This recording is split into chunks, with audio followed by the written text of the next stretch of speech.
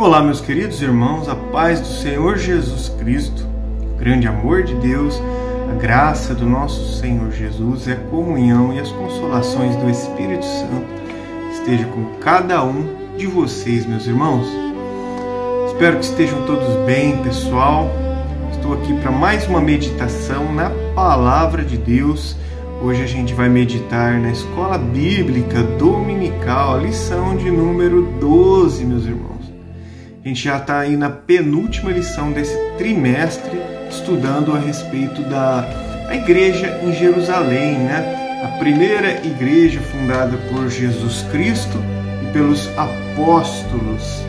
Amém, meus irmãos? E hoje a gente vai meditar na lição 12, do dia 21 de setembro de 2025, o caráter missionário da igreja de Jerusalém. Qual que era o caráter lá da primeira igreja, né, de Jerusalém?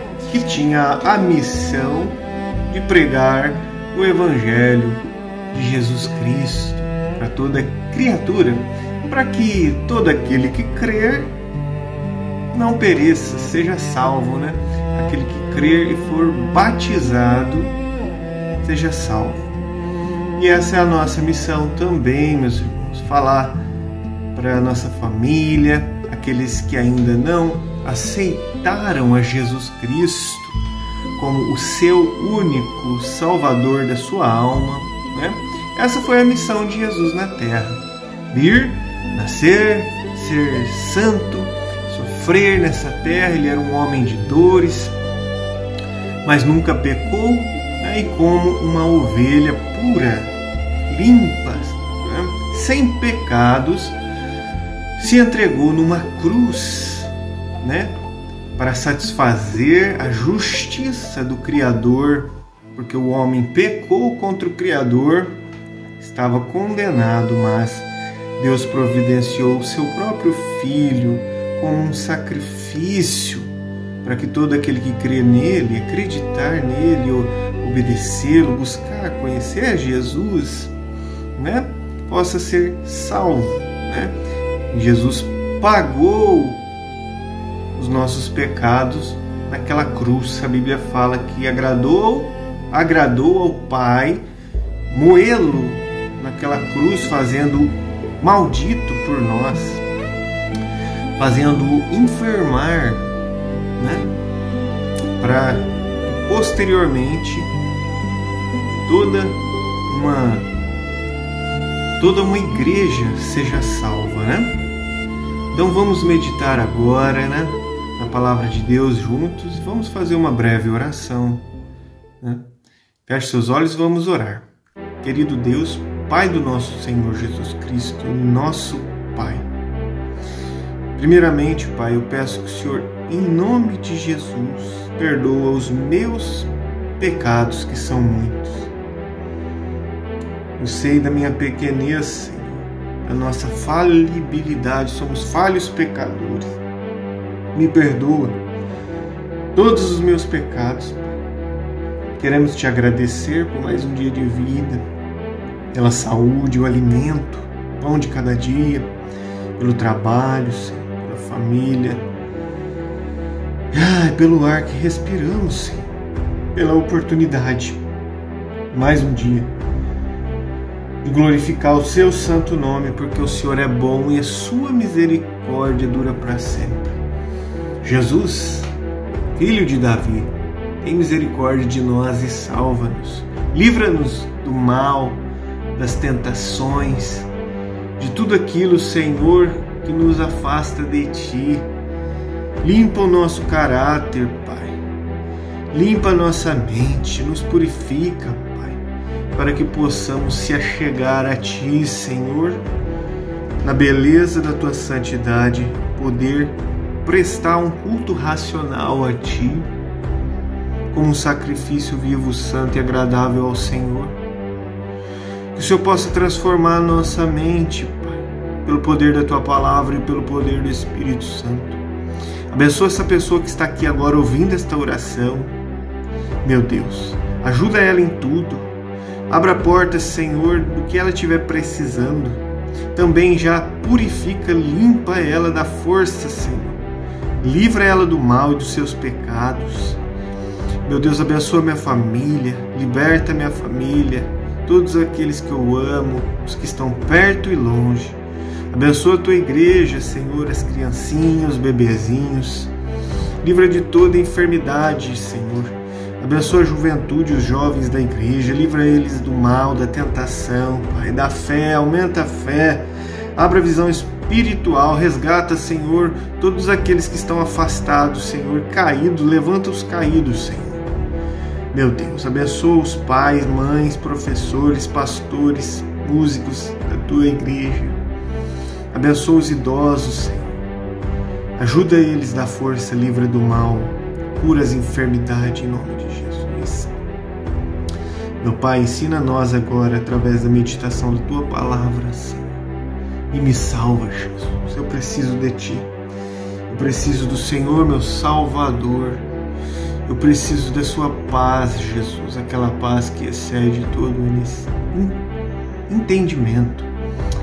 Meu Deus, eu preciso de um milagre. Meu Deus, estamos aí na campanha de 7 quintas-feiras buscando milagres.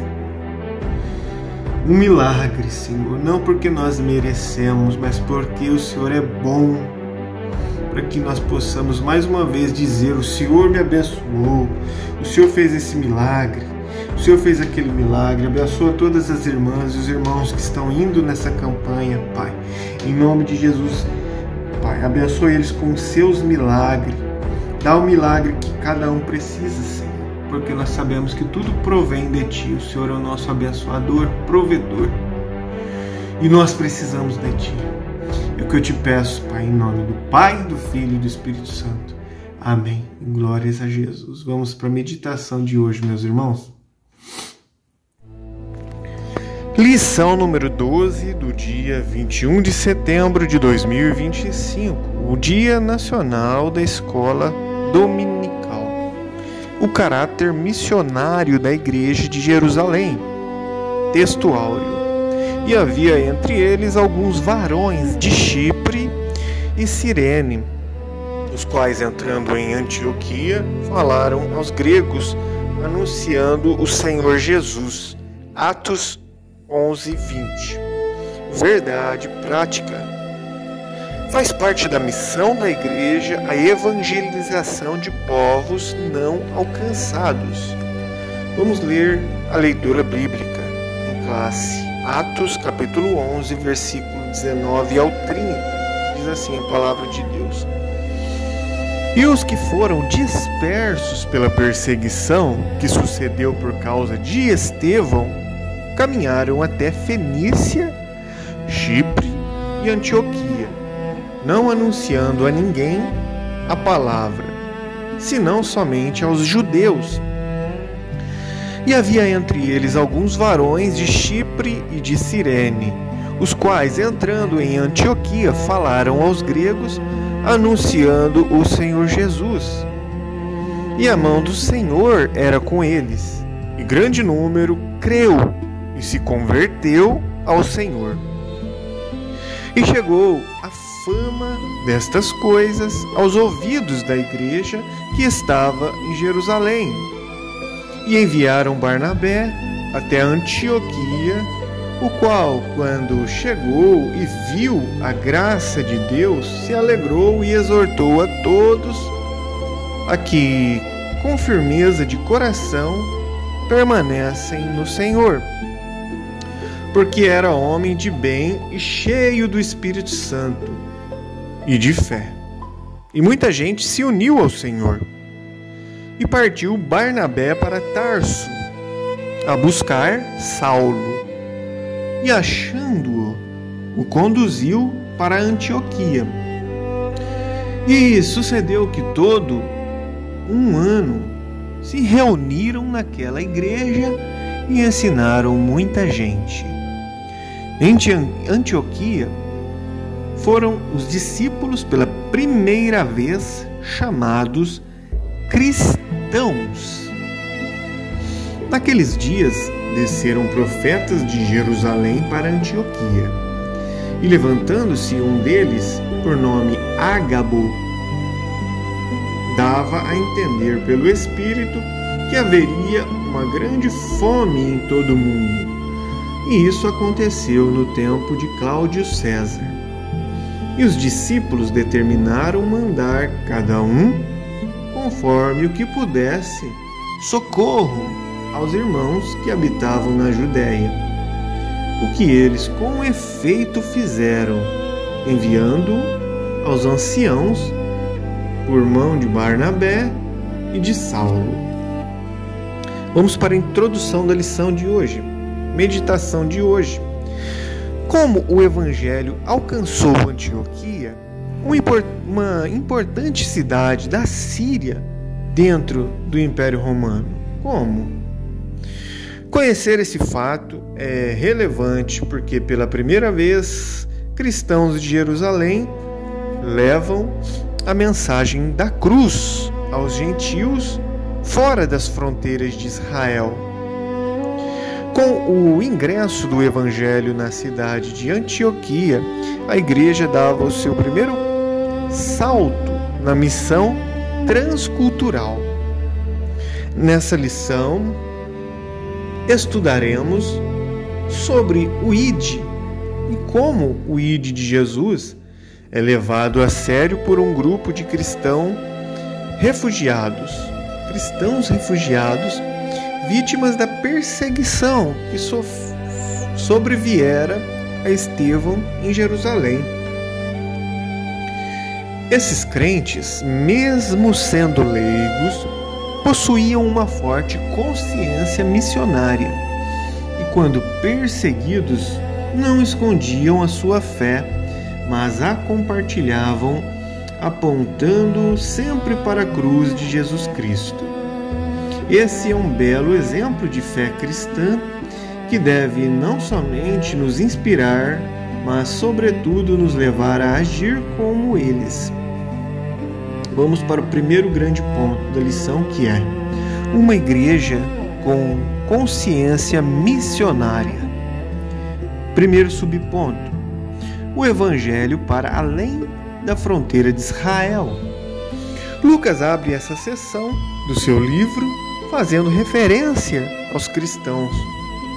Em Atos 11:19, abre aspas, os que foram dispersos pela perseguição que sucedeu por causa de Estevão caminharam até a Fenícia, até Chipre e até a Antioquia. Observamos que essa passagem bíblica faz um paralelo com Atos 8:1-4, onde narra o início da perseguição em Jerusalém que gerou a dispersão cristã. Assim como Filipe, que em razão da perseguição levou o evangelho à cidade de Samaria, da mesma forma esses crentes, que também faziam parte desse grupo de cristãos perseguidos, levaram o evangelho para além da fronteira de Israel. Segundo subponto: cristãos dispersados, mas conscientes da sua missão. Esses cristãos dispersados, após fugirem de uma perseguição feroz, não esconderam a sua fé. Aonde chegavam, anunciavam a palavra de Deus. Atos 11:19. Foi assim que eles deram testemunho do Evangelho, lá na Fenícia, em Chipre e Antioquia. O que vemos são cristãos conscientes da missão de testemunhar da sua fé onde quer que estivessem. Eles haviam sido comissionados para isso em Mateus 28:19 e Atos 1:8. Somente cristãos participantes de uma igreja consciente da sua tarefa missionária agem dessa forma. Eles não perdem o foco, anunciam o Senhor Jesus em qualquer tempo, em qualquer lugar ou em qualquer circunstância. Terceiro subponto: cristãos leigos, mas capacitados pelo Espírito. Lucas destaca que, dentre esses cristãos, havia alguns que levaram o Evangelho para Antioquia, a capital da Síria, uma cidade cosmopolita e uma das 3 cidades mais importantes do Império Romano, como diz Atos 11:20. O texto deixa claro que foram esses cristãos comuns, entre aspas, os fundadores da igreja de Antioquia, uma das mais relevantes e importantes do Novo Testamento, Atos 13, do 1 ao 4. Eram cristãos anônimos e leigos. Eles não são contados entre os apóstolos, ou entre os diáconos, ou entre presbíteros. Contudo, eles foram usados por Deus para fundar aquele trabalho e foram bem-sucedidos, porque a mão do Senhor era com eles, como diz Atos 11:21, conforme Lucas destaca. Esse era o segredo que fez toda a diferença. O que fica em destaque, portanto, não era o ofício ou o cargo, mas capacitação do Senhor. Os apóstolos eram extraordinários e os profetas excepcionais, somente porque sobre eles também estava a mão do Senhor. Vamos agora para o segundo grande ponto dessa lição, que é uma igreja com visão transcultural. Subponto número 1. A cultura grega, helênica. A Bíblia nos conta que alguns cristãos que tinham sido espalhados pelo mundo chegaram a Antioquia, falaram aos gregos. Atos 11:20. Essa expressão falaram aos gregos é muito importante. De acordo com estudiosos, ela explica que esse foi o primeiro momento em que cristãos judeus falaram de Jesus para pessoas que não eram judias, adoravam outros deuses e não seguiam o judaísmo.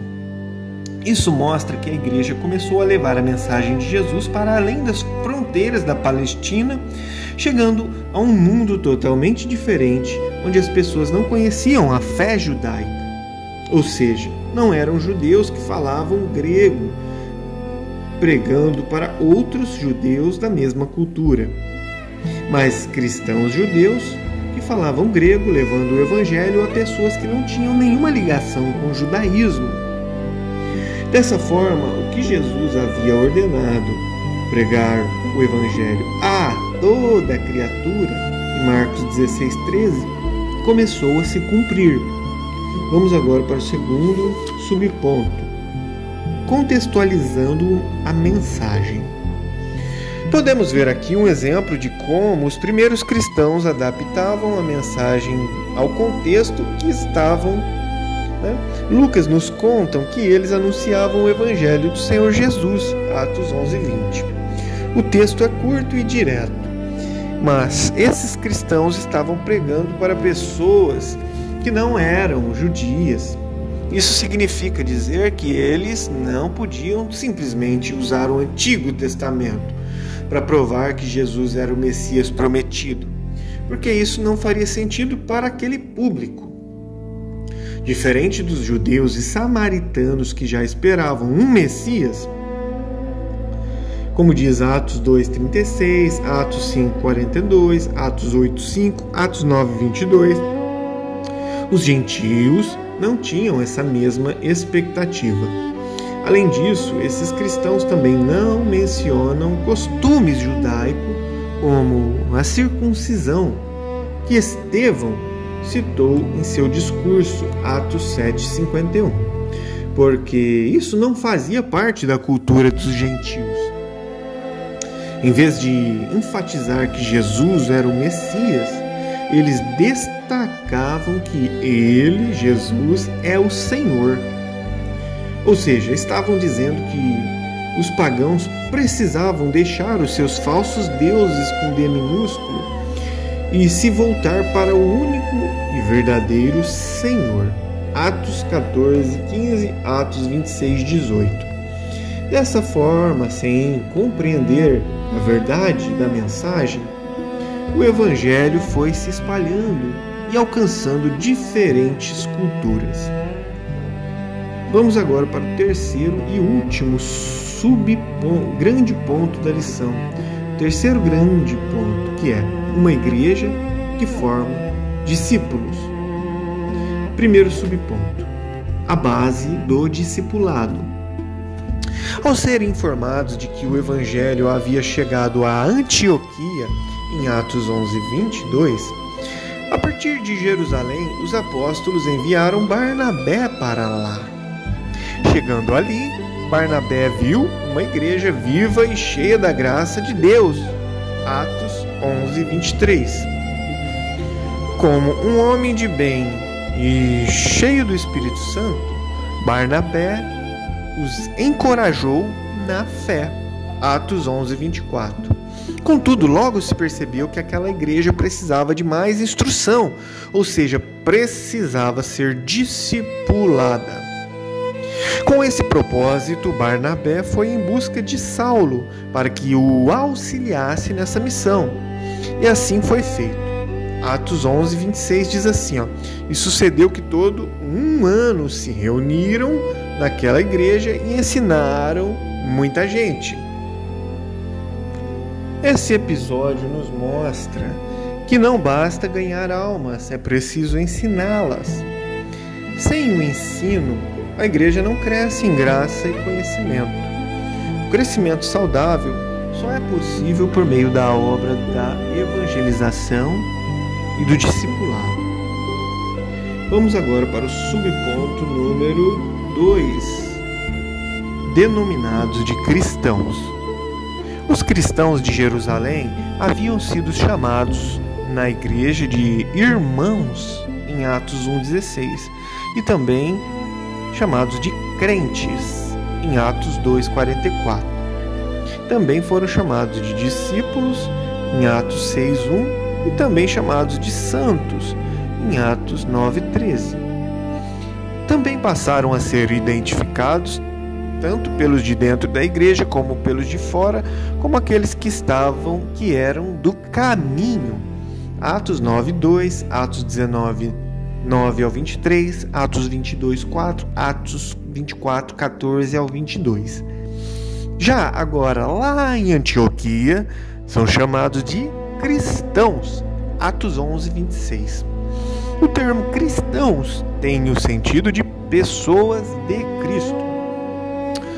Terceiro subponto, a identidade cristã.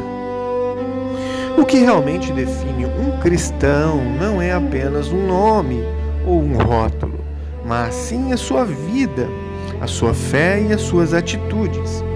Embora alguns estudiosos acreditem que o termo cristão tenha sido usado em Antioquia como uma forma de zombaria, a verdade é que aqueles seguidores de Jesus demonstravam um grande entusiasmo e dedicação, assim como os primeiros crentes que vieram da igreja de Jerusalém para pregar naquela cidade. O nome cristão aparece novamente na Bíblia em Atos 26:28 e também em 1 Pedro 4:16.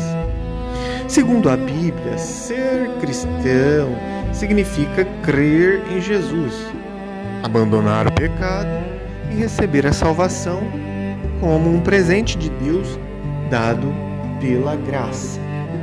Amém.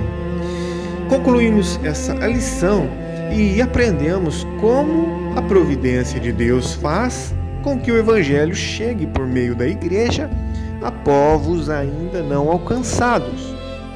O que se destaca não é uma metodologia sofisticada de evangelismo, mas a graça de Deus que capacita pessoas simples e pessoas anônimas a realizarem a sua obra. Quem deseja fazer, Deus capacita. Ninguém jamais terá tudo de que precisa para cumprir a obra de Deus. No entanto, se Deus tiver tudo de nós, Ele nos habilitará a realizá-la. Amém. Muito bem, meus irmãos, finalizamos aqui mais uma meditação. Agradecidos a Deus pela oportunidade. Deus abençoe você, Deus abençoe a sua família e até o próximo vídeo. Fique com Deus.